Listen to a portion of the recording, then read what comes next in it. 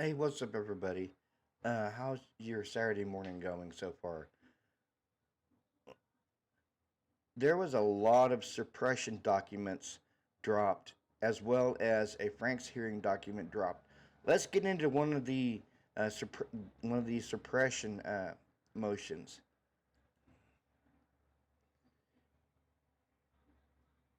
The comes now. Bryan C. Kohberger buying through his attorneys of record and submits the following memorandum in support of the contemporaneous Laney filed motion for the order of suppressing all data found by law enforcement from its search of his Amazon.com account. The motion and documents in support of a Franks versus Delaware 438 U.S. 154 1978 hearing are hereby incorporated into the memorandum. The proffer with supportive documentation regarding Franks are filed under seal. For that reason, they are not set forth in full detail here, but instead are incorporated. Mr. Kohberger has a privacy interest in his Amazon.com account information protected by Article 1, Section 17 of the Idaho Constitution, and the Fourth Amendment requiring information that requires a warrant. The affidavit submitted in support of the application for the issued search warrant recklessly or intentionally omitted material information. The affidavit submitted in support of the application for the issued search warrant included information that must be excised. All information in the affidavit was gathered because of the law enforcement's unconstitutional use of investigative genetic genealogy, and thus nothing in this warrant should remain. Information gathered about Mr. Kohberger via previous invalid warrants must be excised. Pennsylvania law enforcement, along with officers from Idaho and the FBI, raided Mr. Kohberger's parents' house on December 30th, 2022, and arrested him. At some point, an FBI agent subpoenaed Amazon records belonging to Mr. Kohberger's account. On both December 30th, 2022 and January 27th, 2023, Amazon responded with records showing Mr. Kohberger's purchases, perhaps recognizing that subpoenaing Mr. Kohberger's records was a violation of the Idaho Constitution. On April 26, 2023, Detective Mowry of the Moscow Police requested a warrant for the same information, telling the court that a unnamed FBI special agent had located requested information. The warrant was amended due to a date error and ultimately issued May 8th, 2023. Okay. You had an FBI agent who is subpoenaed for the information from Amazon, and now you have Mowry who's subpoenaing information from Amazon, even though Mowry admitted right here that a unnamed FBI special agent came across the information. Right here, Detective Mowry in the Moscow Police Department requested a warrant for same information, telling the court that a unnamed FBI special agent had located requested information. Okay, so if an FBI agent located that information, why are you sending out a new subpoena to Amazon? That's what I don't understand. Why not just ask that FBI agent for the information that he discovered instead of sending out a whole new search warrant to Amazon. The warrant was amended due to the date of error and ultimately issued May 8, 2023. The affidavit for the warrant was signed by Detective Mowry, Exhibit A. However, most of the information in the warrant was cut and pasted from an affidavit originally bearing the signature of Moscow Police Department Sergeant Blaker. But according to Mowry, now the sworn statement of Corporal Payne, the basic facts Mowry used to support the search beyond the arrest warrant facts were very minimal. Okay, so why is Mowry using something Sergeant Blaker did, just cutting and pasting it? There's kind of something fishy in Idaho right here.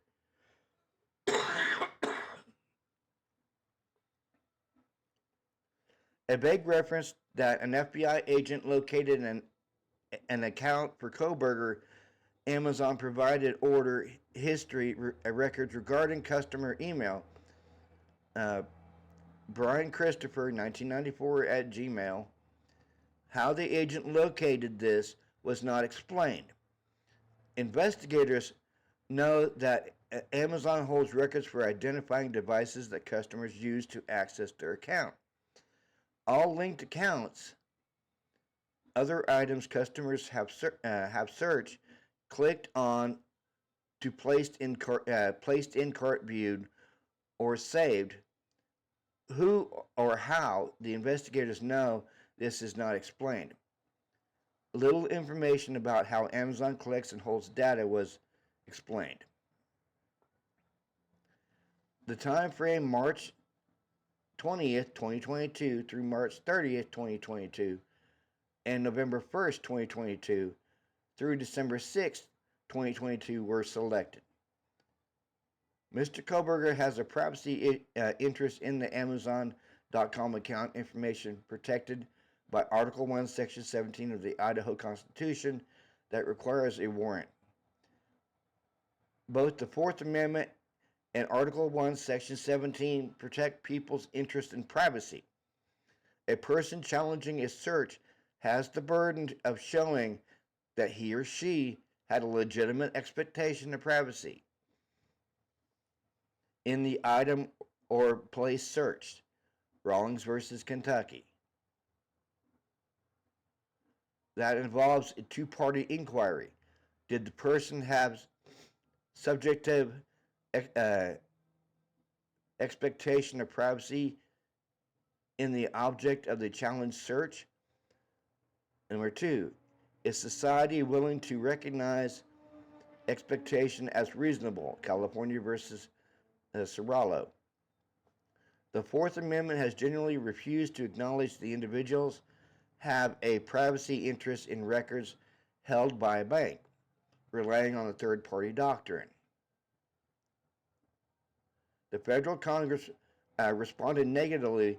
See Right to Financial Privacy Act of 1978. As the court is no doubt aware, the third-party doctrine holds that information shared with anyone whom a person does not have a recognized evidentiary privilege is free for the government to take without a warrant. To put it another way, the third-party doctrine insists as a matter of law that you should trust your secrets to no one. See Christopher Slowbogen and Joseph Schumacher. Reasonable expectations of privacy and autonomy in Fourth Amendment cases. It sounds like to me here Mowry is really screwing the pooch with this one. Because you have an FBI agent who did the search warrant for Amazon. He found something. So now Mowry is doing a completely new search warrant for Amazon, even though he admitted there was an unnamed FBI agent that found some information. So why not just get a hold of the FBI, find out who that person is, and see if they would send you the information instead of doing a completely new search warrant.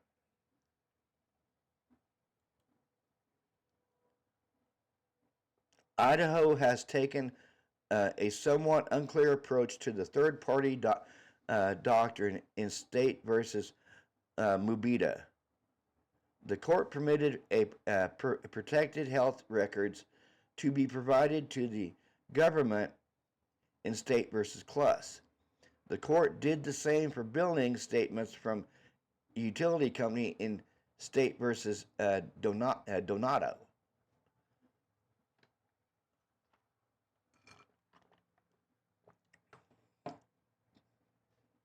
The court held that people had no expectation of privacy in trash placed out for pickup. However, the court has also held in State versus Thompson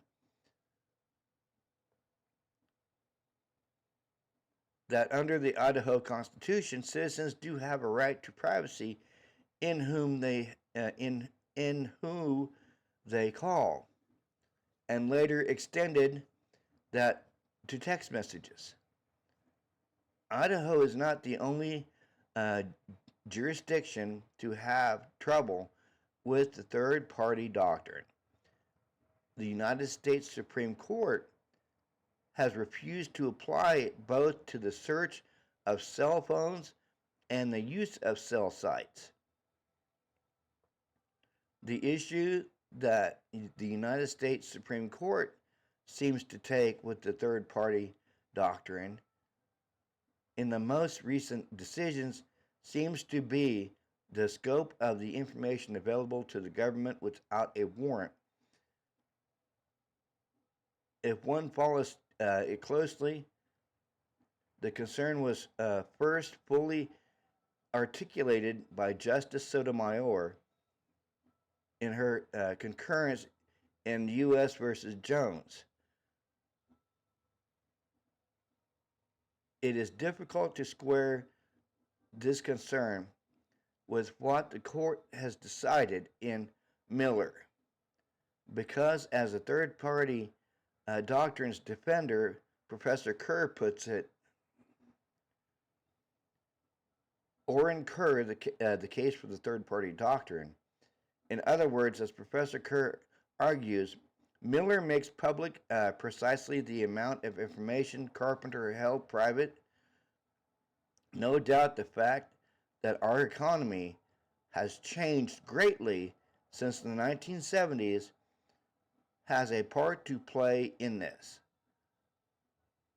But the facts remain that Miller case and its progeny makes little sense in today's world and are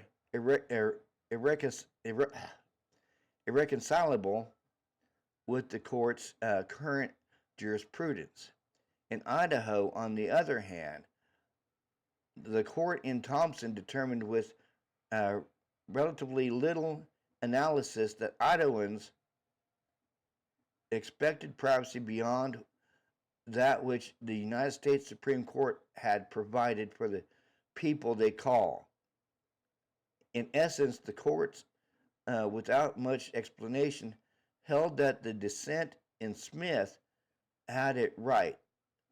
However, it remains that adopting the dissent from Smith, the Thompson court adopted a rationale for rejecting the third-party doctrine. From Justice Stewart's dissent, Idaho adopted the notion that what a person does in private does not become public merely by the nature of the act.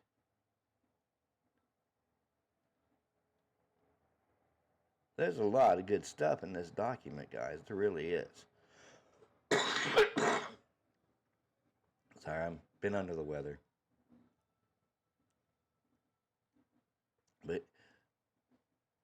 But yeah, I think Ann Taylor's pointing out the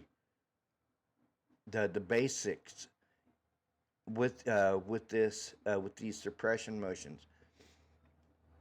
Bryan's privacy was violated. It was violated. Now you have the unnamed FBI agent. Why didn't he turn over that information to the Moscow Police Department? Why did Mowry have to do a new search warrant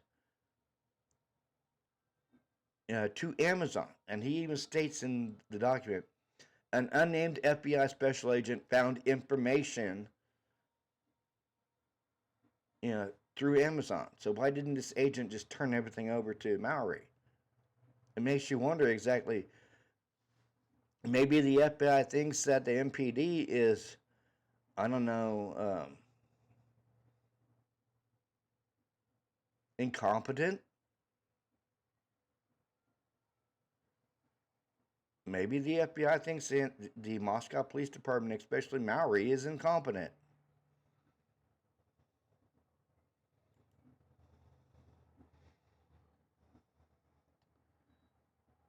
Despite this, in uh, Donito, the court rejected Justice Marshall's dissent in California versus Greenwood in 1988. All the same, the court did not simply join the Greenwood majority. Instead, the court took a middle path set out in the Colorado decision, People versus Hillman. That decision noted distinctions between garbage and telephone calls. And that latter are open to the public and carry duties confidentially, without the former do not. As your Supreme Court noted, Leary, there is no duty of confidentiality owed by garbage handlers. Including in the analysis, however, is that Colorado had rejected not only pen registers, but that bank records should be obtainable without a warrant. The Colorado court found their cases recognizing expectations of privacy in numbers dialed from telephone and bank records. This brings us to Mubita. The court in Mubita adopted Miller, finding without explanation that nothing in Idaho's jurisprudence would support a divergence. Although the court in Mubita analyzes both Donito and Thompson, the court makes no mention of their rationals, and instead differentiates them based on whether there can be a finding that greater protection exists due to the uniqueness of our state, our Constitution, and our long-standing jurisprudence. This holding ignores the holdings in both cases to craft a new one that should be required that Mubita court to reject Miller, given that the long-standing jurisprudence of the only two cases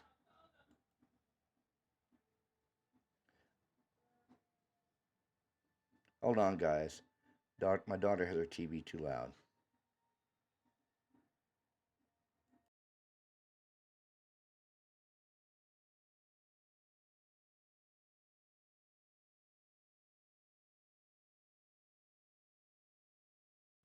Sorry about that. Let's get back into it. The long-standing jurisprudence of the only two cases on point in the holdings rejected that simplicity of the third-party doctrine embodied by the Miller holdings. Instead, the court in Mubita looked at a Court of Appeals decision about utility bills At 9:35, once again, the court ignored the actual rationales of the holding in Cluss, merely noting that it also applied Miller to Billings. In reality, the court in Cluss did not did no such thing. In Cluss, the court simply adopted the ruling of the district court in the case Cluss 125 Idaho at 19. That holding, which is adopted but not simply applied Miller. Instead, the district court had rejected the reasoning of the Californian and Washington cases on the grounds that power usage did not provide an intimate details of Cluss' life, identifying friends or political businesses, associates, nor did it provide a complete virtual current biography.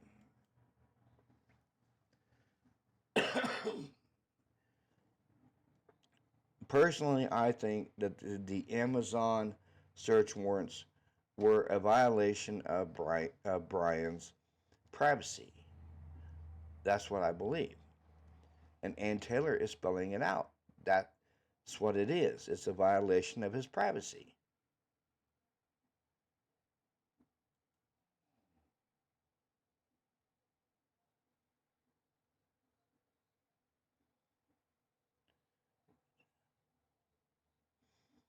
Okay, finally, the Mobita court notes that one's HIV status is heavily regulated via statute and regulation and may be disclosed to protect the public's. Mobita 145 Idaho at 935 citations omitted this part of the court's decision, although treated as almost an afterthought, provided the reason in the case as to why the defendants could not show a privacy rights under Article 1. And I believe someone's medical records is also under the HIPAA Act too, if I am correct. This part of the court's decision, although treated as almost an afterthought, provides the reason. The reasoning in the case as to why the defendant could not show Privacy Act under Article 1's Section 17.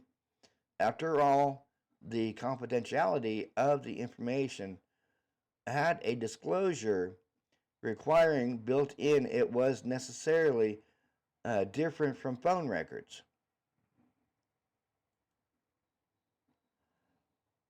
The phone records would not, on the face of them, alert company to a threat to society. Diseases are different. Thus, although the Mobita court held that Miller controlled every aspect of the decisions, belies that holding Idaho's constitutional exclusionary rule, unlike the federal constitution, protects privacy. See State versus Guzman. Given the rationales in the holdings of the cases, even Mobita, Miller has no place in Idaho. This case is not about bank records, but purchases from an online company. From this standpoint of the Fourth Amendment, one's behaviors with Amazon.com can provide your name, address, searches, and recordings when you speak to the Alexa voice assistant.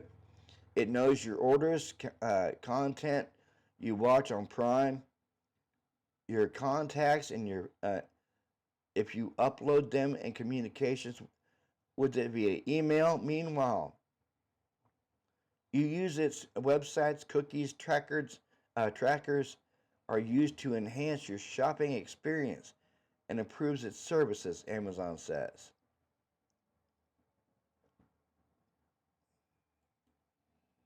Well, I'm going to be taking a completely new look at Amazon now. But like always, guys, like, subscribe, and comment on my channel. Hit that bell notification for any new uploads. And you guys have a good Saturday. This is Robert with True Crime Podcast. I'm out. Peace.